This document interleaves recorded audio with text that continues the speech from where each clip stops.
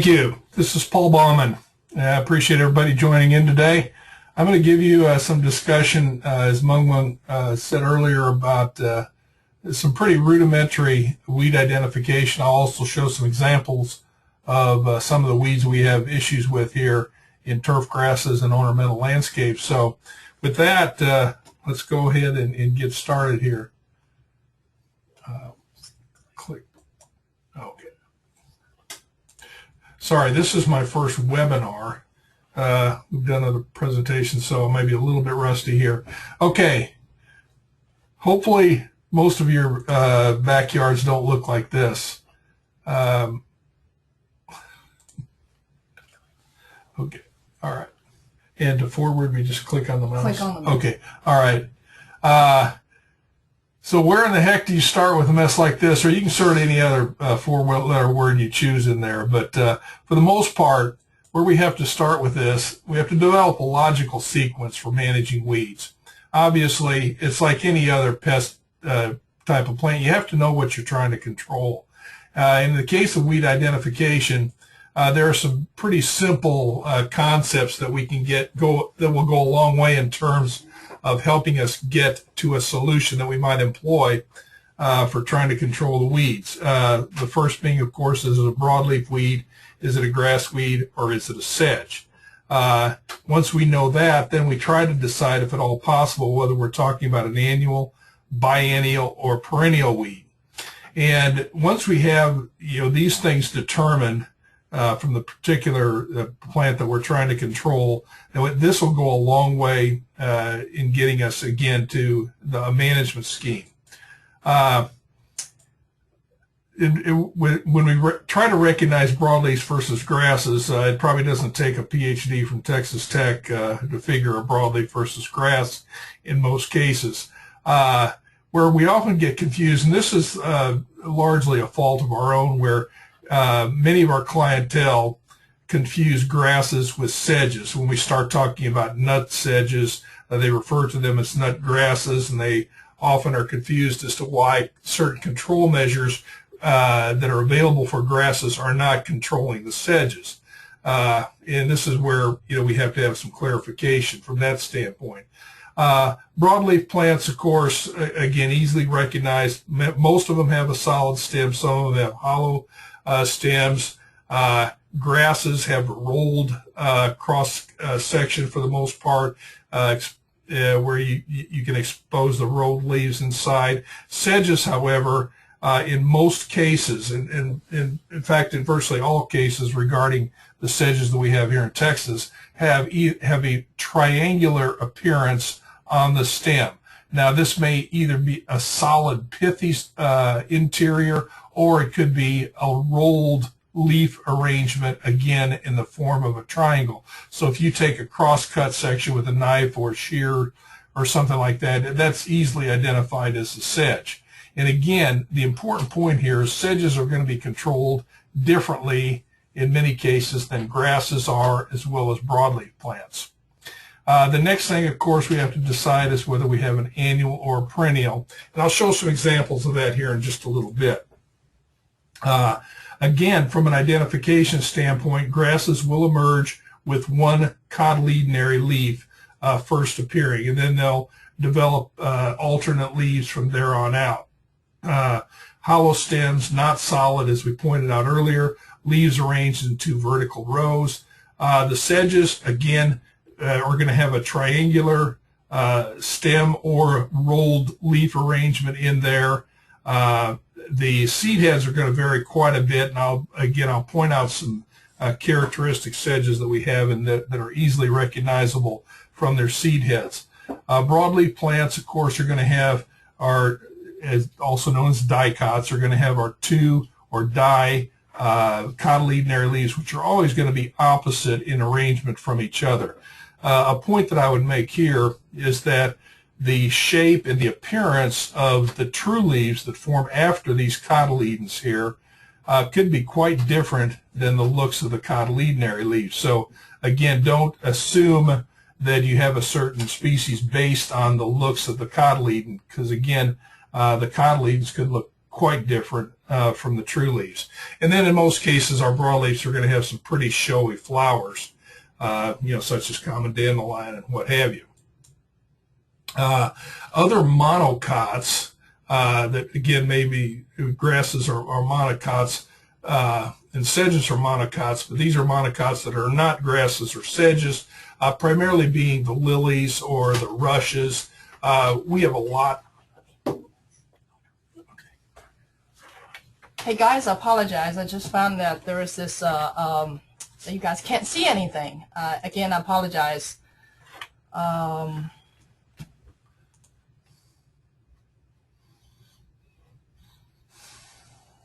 I don't know how that happened. We're gonna start again.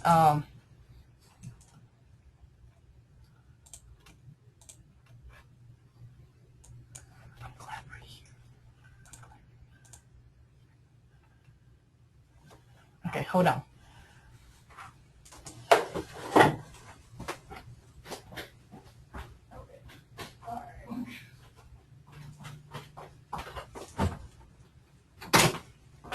Go ahead. Okay.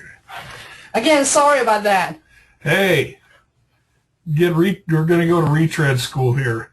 I might move a little faster through this first set of slides here, just so we can finish on time. Anyway, let's go into, again, our logical sequence here for weed management. We back up. I just kind of made a bit of fun of my boss's backyard here. But anyway, to control a mess like this, obviously, we need to know what we're controlling. And as I said earlier, it's like any other pest. You have to know what you're trying to do before you can implement, or what you're trying to control or manage before you can implement any control measure. There are about 5,000 different broadleaf weeds and 1,800 different grasses in the state of Texas. So I don't get real hung up on knowing the perfect genus and species of each weed. From a management perspective, I think we can decide a lot if we just know whether we're talking about a broadleaf, a grass, or a sedge. And within those, are we talking about annual plants? Are we referring to biennial plants, or are we talking about perennial plants? Once you have these questions answered here, that'll get you about 95% of the way towards managing or selecting an appropriate management effort. Again, as we look at some examples here of cross sections, these pictures obviously show the differences between a cross section of the stem of a broadleaf plant versus a grass versus a sedge. And as I mentioned earlier, sedges are characterized by a triangular stem arrangement as you look down. And again, this can either be a solid pithy stem in here, or it can have a rolled leaf arrangement, again, in the form of a triangular, whereas grasses and broadleafs are quite different than that. Now, some broadleaf plants, can have either an elliptical or even a square stem, like those in the mint family, but for the most part, they're easily distinguishable from grasses and sedges. And again, within these classes of plants, we can have annuals and as well as perennials. And I'll talk about and show some examples of those here in a second. Our grasses, of course, again, as I mentioned before, come up with one one leaf as they break the soil surface, thus being a monocot.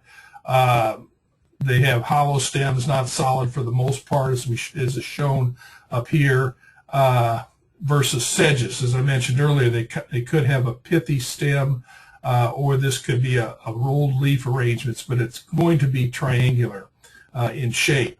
Broadleaf plants, again, as I mentioned before, are going to have two cotyledonary leaves, or dicots, as they emerge through the soil surface, and then they will start forming their true leaves. And these true leaves can come off in an opposite form or in an alternate form, depending on the species you're talking about. The key point to remember here, as I mentioned earlier, is that the true leaf appearance is generally going to be much different than the cotyledonary leaves. So don't jump to conclusions about what you've got based on the cotyledonary leaf appearance as it first starts to emerge from the soil. Wait until the true leaves form before you start to get a handle on that. The other thing is, of course, that the broadleafs are going to have, as dicots, going to have fairly showy flowers. Either they could be somewhat inconspicuous in certain cases, but many times they're going to be, pretty showy. Other monocots that are not monocots like grasses or sedges would be things like the garlics, the rushes, and then the lilies. This is an example of what you're probably seeing a lot of in turf grass right now, or wild onion or wild garlic. Then we have some the blue-eyed grass and Star of Bethlehem that also might be an issue for you at this point, although they're probably not flowering yet. Another way that we categorize weeds, and this is not so much in terms of identification, but with respect to controlling them. We have, especially in the case of lawn herbicides, the timing of the herbicide application is extremely important, because they have to be applied in a reasonable time period prior to the weed coming up or emerging. So in the case of summer annuals, normally these will start to come when temperatures reach about 55 degrees Fahrenheit, and that's 55 degrees soil temperature at 4 inches deep. Okay, then they'll flower out in the summer and die back in the fall, with the first frost or freeze. Again, most of these will take, most of their vegetative growth will occur during the summer. Winter annuals is just the flip side of that, essentially. They germinate in the fall, grow until spring through the cool season, and then die during late spring or early summer. So if for example, we have a lot of winter annuals coming up that are up and growing right now, and especially if they're flowering, then they're headed out. They're headed downhill for the most part. And making the decision to control them, that's a toss-up, really, because you have to understand that if they're winter annual, then they've already grown throughout most of the cool season. They're headed downhill. Are they really going to be an issue for you during the summer? Oftentimes, if you just mow them off, especially in the case of dicots or broadleaf weeds, that's usually good enough. The ones that you really have to be concerned about this time of year, of course, are summer annuals that are about to germinate and appear, and do something to protect yourself there. Perennials, of course, are capable of living more than 2 years, where they survive. They have recurrent growth from rhizomes and tubers that have been established in previous years. Biennials, on the other hand, are kind of a mix between annuals and perennials, where they complete their life cycle in 2 growing seasons. Generally speaking, they just have a basal rosette formed during year 1, and then the reproductive stage, or they flower or shoot up a reproductive stalk or stem and flowering apparatus in year 2, where they set seed, and then they're done for the most part. So that's a 2-year deal. In terms of identification, if you look at various simple identification books, they'll generally give you enough characteristics to separate different species, such as in the case of grasses. They'll talk about stem characteristics being glabrous or bald, or they may be hairy. They may talk about node characteristics here, collar characteristic, which the collar area and whether or not a ligule is present is right where the sheath joins the leaf blade in here. And again, they'll talk about characteristics of the leaf blade and leaf sheath, which they again may be hairy or not hairy, or hairy on the top and not hairy on the bottom. There's just all kinds of things that can differentiate 2 plants that may look very similar to each other, but just have these little idiosyncrasies about them that help you to decide, for example, whether you've got barnyard grass or jungle rice, which look very similar to each other. The other thing is the presence of the ligule, and I'll point that out here in just a little bit. The seed head characteristics, again, we're pretty familiar in this area, of course, with Bermuda grass. And then this time of year, we're going to start to see ryegrass forming these seed heads here, whether it's in the landscape or in the roadside. You'll see a lot of this occurring on the roadside. Not a whole lot of tall fescue in this area. Our grass burr or sand burr, hopefully you haven't seen any of these at present, because that meant that they lived through the winter, and you've got an issue on your hands there. But these will occur, of course, early summer on. Grasses, again, can be somewhat confusing, especially if you're looking at crabgrass versus goosegrass. You can see the goosegrass has the larger seeds than the crabgrass. Bahia grass is easy to figure out for the most part, because almost all the time it's going to have a forked seed head or panicle arrangement in here. Dallas grass is going to have, panicles that are on a slender stalk here, usually in a drooping type of fashion in there. Annual bluegrass, it's going to start, it's usually, it forms in solitary bunches. Sometimes these bunches can get fairly thick, but again, very characteristic flowering parts here. The easiest way you can identify and nail annual bluegrass prior to this stage by just looking at the leaf. If the leaf looks like a little canoe or boat on the leaf tip in here, then you've got annual bluegrass out there.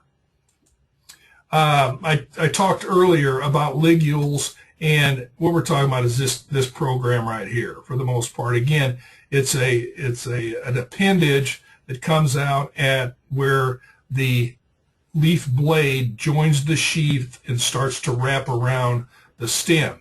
And in this case, this is a membranous ligule. We also may have just a hairy ligule in here, or it may be totally absent. And again, this may seem insignificant to you, but it is often the determining factor when deciding which particular grasses or monocots you may have. There's also another kind of an interesting appendage here called an auricle. It doesn't really occur on too much other than ryegrass down here, but these are claw-like appendages that come out. Sometimes they can be fairly rudimentary, not real long or whatever, but usually these things will come again off the base of the leaf blade here and start to clasp around the stem, or you may not have any at all, of course. Growth season. Again, even as we look at grasses as a whole, we can have grasses such as summer annual weeds, which would be crabgrass, for example, or winter annual weeds, which would be the bluegrass, which we just talked about a little bit ago. And then our perennials, again, all within grasses, are going to be, the prime example of that would be Dallas grass. Again, the Dallas grass is going to come back from a stubby little rhizome that's on the shallow, underneath the plant here in the shallow soil surface. And again, as this dies back in the fall with a frost or freeze, then it's going to regenerate new growth from that rhizome that's buried under the soil surface here. Whereas the crabgrass and the annual bluegrass, once they go to seed, then that's all you're going to see of that particular plant, unless you start seeing their progeny the next year from seed. A little bit, and again, this has to do a lot with the difficulty of control. Within grasses, we not only have the tillers coming up off at the base of the main stem in here, but we also have rhizomes, which can come out. They're fleshy underground roots, thickened underground roots for the most part, that can form new plants as they start to spread out. Or we can have an above ground type of rhizome called a stolon that, again, at the various nodes, it can peg down and sometimes can form new vegetative growth from this. You're familiar with stolons, of course. If you're at all familiar with the growth of St. Augustine grass or Bermuda grass. The main function of these rhizomes underneath here, however, is to make sure that this plant has enough carbohydrates and sugars and all the goodies needed to bring this plant back to life after a killing frost kills the top growth off during the late fall or the winter time, because it's going to start drawing from these fleshy rhizomes in here to generate the new growth that's going to occur pretty quick. Sedges, again, we talked quite a bit about those. Triangular stem, leaves usually arranged in threes at the top. There are a number of annual sedges which are not that much of an issue for us. Globe sedge and things like that. The real problem that we have with sedges are the big three, so to speak here. That being yellow nut sedge, purple nut sedge, which is probably our most pernicious sedge, and then green kalinga. Kalinga looks like some of the annual sedges, but one of the ways you can easily tell the difference there is green kalinga will usually only be about 6 inches tall at the most, whereas some of the annual sedges that look very much like it are much taller than that. The headache of purple nut sedge is its massive amounts of rhizome and tuber development. I dug this particular plant up, and this is one plant, and that I broke off a lot of it there, but you can see that this one plant here, as it sends out its rhizomes, it forms its tubers, it can generate multiple plants along that chain, and that's what makes it so difficult. When we pull it out of a garden bed or something like that, essentially what we're doing is stimulating those dormant tubers to create new vegetative growth. So don't pull purple nut sedge. You might get by with it on yellow nut sedge, but again, spot treat with Roundup in a flower bed, or use a sedge killer, which we can talk about in the next seminar or the next webinar in turfgrass. The tubers of these do look quite different. Purple nut sedge, for lack of a better description, looks like a hairy little coconut, whereas yellow nut sedge is more glabrous or bald.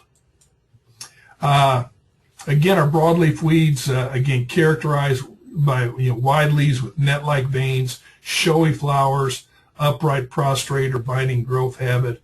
Again, just showing some examples of those here.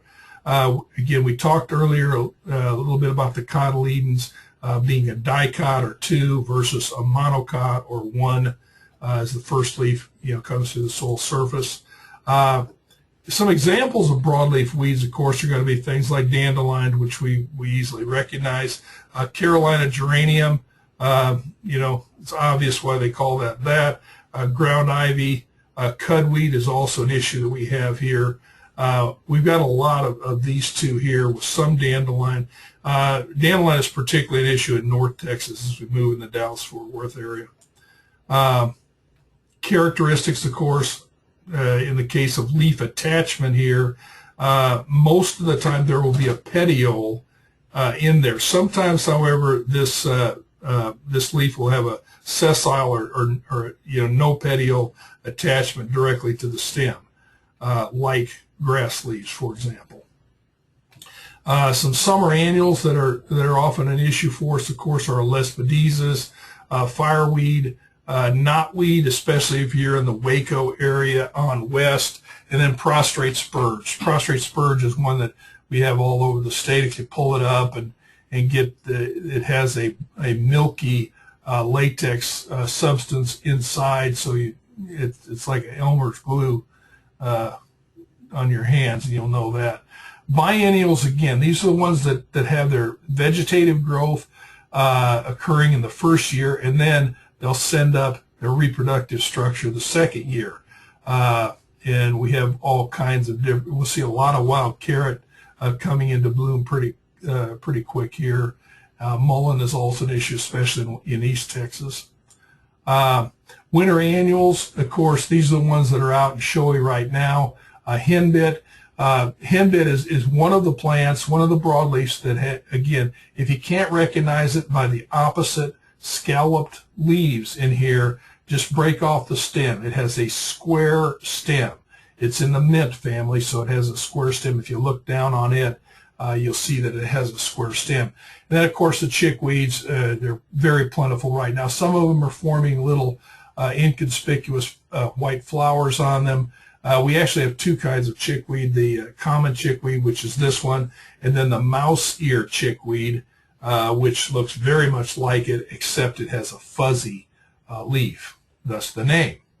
We talked earlier about annual bluegrass. Don't have a whole lot of corn speedwell in Texas, but it can occur. The summer perennials, these are the bad guys. Virginia buttonweed, if you're from College Station on south and east, you know about this guy.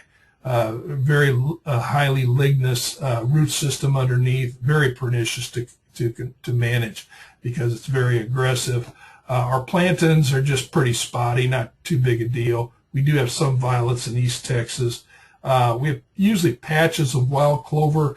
For the most part, though, our most plentiful clover in this area is burr clover, which has a yellow flower and then a nasty seed pod on it. Now, some of our cool season perennials, again, for the most part, if you're up in North Texas, of course, you'll see tall fescue, wild garlic in South Texas, curly dock, usually in the soppier, wetter areas of the landscape, and then, of course, dandelion. As I mentioned, we'll have some dandelion here in the Bryan College Station area and areas south, but it becomes more plentiful as you go further north. I talked earlier a little bit about the ease of control, and I won't get real heavy into this, but for the most part, our annual weeds are going to be easier to control either with mechanical measures in the case of broadleaf plants or with herbicides because of the relatively limited root systems that they have. They're only going to produce enough root system to get them through the season. If they're a summer annual, for example, they're only going to produce enough of a root system to get them from the spring to the fall to where they set their seed and die back. In the case of perennials, as I mentioned earlier, they're going to develop rhizomes and tubers underneath there because they have to draw from these storage organs. Ooh, I'm going back up. Sorry. Thanks. They have to draw from these storage organs to produce more new growth the following spring in the case of most of our perennials. So again, they're going to be much more fleshy and what have you. And the impact of tillage and mechanical pulling and things like that, that can't be ignored here because again, if we start cutting up these rhizomes and there's a node in that piece that you cut up in here, that has the capability of producing a new plant. So if you go in with a rototiller, for example, or tillage tool, start cutting this rhizome up, you could exacerbate or multiply your problem pretty easily. Grass burr, again, one of our more pernicious species here. A couple things that you need to know about grass burr that may amaze you and may not, but this is not the actual seed. It's just a capsule that has two little amber-colored seed inside of it. The significance of this essentially is that this capsule soaks up and holds moisture to give this seed inside plenty of opportunity to imbibe the moisture and germinate and then become an issue for you. Whereas like a crabgrass seed or something like that doesn't have this protective and moisture retaining capsule on it, doesn't have that advantage. Another thing, our grass burr plants really want to be perennials, and if we don't get a good hard freeze over the winter time, they will come back from this basal crown area in there and come back again as somewhat of a perennial plant with a good start on it, well-developed root system and what have you. So just a little tidbit there on grass burr. Common annual grass weeds, of course, are going to be our grass burr or field sandburr. Crabgrass, which we got all kinds of different crabgrasses from large to southern to smooth, what have you. Goosegrass looks very similar, both from vegetative and seedhead characteristics. The way to tell those two apart is that goosegrass has this whitish or silverish center crown area inside of it there. And then our rescue grass, of course, is up now. It's a cool season annual that's going to start forming this flattened broma seed head in here. Other weeds, Central Texas, Texas panicum, Southeast Texas, and the rice areas. Jungle rice looks very much like barnyard grass, except for this purplish chevron that runs across the leaves there. Perennial grasses, very difficult to manage in a turf grass situation because, again, it simply put, it's hard to manage a perennial grass in a perennial grass crop, such as turf. KR bluestem, purplish seed heads, you'll see a lot of this on the Texas roadsides where you almost have a sea of purple out there. This can't stand prosperity. Any lawn that's well managed, well taken care of, is probably not going to have KR bluestem in it. But if we have large dead areas that's not watered, what have you, then KR bluestem will take advantage of that. Dallas grass can be in almost any lawn, usually in areas where it's soppy, wet, say around sprinkler heads, low areas, what have you. And again, this thing comes back from this stubby rhizome here at the base of the plant. Knotroot bristlegrass is not much of an issue, but I have gotten a number of calls on this because it looks like an annual foxtail, but it's actually not. It does develop rhizomes that bring it back from year to year. And then Bahia grass, used widely as a forage grass in East Texas, a desirable forage grass. Some people desire it as a lawn grass. However, you know, if you're not used to it, get used to sharpening your mower blades pretty regularly because this thing gets pretty tough and has a high silicon content. But anyway, again, easily recognized by the forked seed head. Common annual broadleaf weeds, of course, are going to be things like our slender aster. The point I'll make about the slender aster, this plant looks quite different late in the year, where it's real wiry looking, has these small dime-sized daisy looking flowers in here, than it does when it's coming up in the spring. And, you know, in the fall, it can have the almost blackish, wiry stem growth on it, whereas in the spring, it has you know, this narrow leafy structure, which is very easy to control. However, if you wait till it gets wiry, it becomes extremely difficult. Henbit, one that's out now, purplish flowers, opposite leaves, square stems. Carpet weed would usually come in the hot part of the summertime, where it takes advantage of large open spaces here, and it usually comes out from a central crown area and just spreads out. The chickweeds we kind of talked about earlier, Carolina geranium, common mallows. The mallows would usually be in weaker areas of the turf, like under the oak tree or southern magnolia or something like that, where the turf really can't compete. And again, usually very prostrate growth habit and very thick in terms of you know, infestation. Sherrardia or field matter, not much of an issue for us. Usually comes in Bermuda grass turfs that have gone dormant. But as soon as the weather starts to warm up in May, this thing craters out real fast. So it's probably not one that you want to get too hung up on in terms of control. Our perennials, a little different story here. We talked about some of the reasons for that earlier. Dandelion, for example, has a long taproot type of structure. You can weed eat it, you can mow it, you can do all kinds of things to the top, but unless you get underneath this basal crown bud area in here and cut this thing off, then you're not going to have much effect on it. Virginia buttonweed, as I pointed out earlier, is probably one of our more pernicious broadleaf perennials in turf grasses. It has this ligninous type of root growth. Again, very tough to get enough herbicide, for example, on here down to kill out this root system. Dollarweed, again, the problem isn't so much the top growth here as it is this massive root system that's underneath the soil surface in there. Dayflower is another perennial that I say it's a perennial. It's not actually a perennial, but I put it in this slide because it's in terms of difficulty of control. It is as difficult to control as some of these perennials in here, and usually takes 2 shots of Roundup, for example, in a flower bed, to get control of it. Dichondra, very similar to dollarweed, has this massive underground root structure here. Its leaves, however, don't make a full circle like dollarweed does. So again, plus they're much smaller. Usually the size of a quarter at the largest, whereas dollarweed will get the size of a, up to a silver dollar, what have you, hence the name.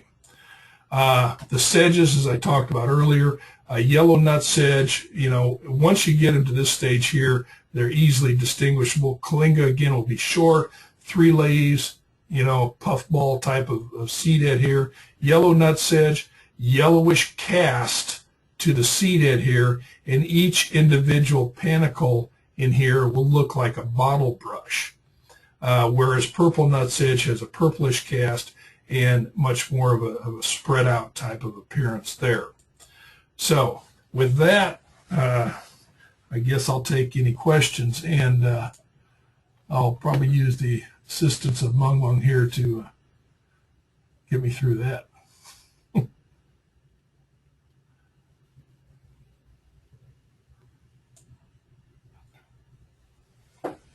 Well, right now that they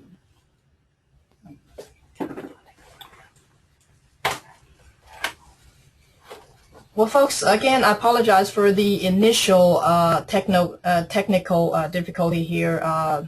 Hopefully, we got it solved for you all. And now it's your chance to ask questions. Dr. Paul Ballman will be here, so I'll let him take over to answer those questions. Thank you. Repeat the question. Okay. All right. This is the first question. Yes. Okay, the first question is there a good book which has photographs and explain what each weed likes, for example, dry soil, low fertility, for preferences? Barbara, this has, there are a lot of different books that are good weed ID books. To be quite frank with you, I like the wildflower books because they're loaded with pictures, have some very descriptive terminology in them. You can get Texas wildflower books almost anywhere. There is another book that that's very good, particularly for turfgrass weeds. It's called Atlas of Turfgrass Weeds, and it's put out by the University of Georgia Extension Service. Or you can Google it. Anyway, let me go ahead and give you guys my email address so that in case you have additional questions, or especially with this one where I can't quite remember the proper title of that book.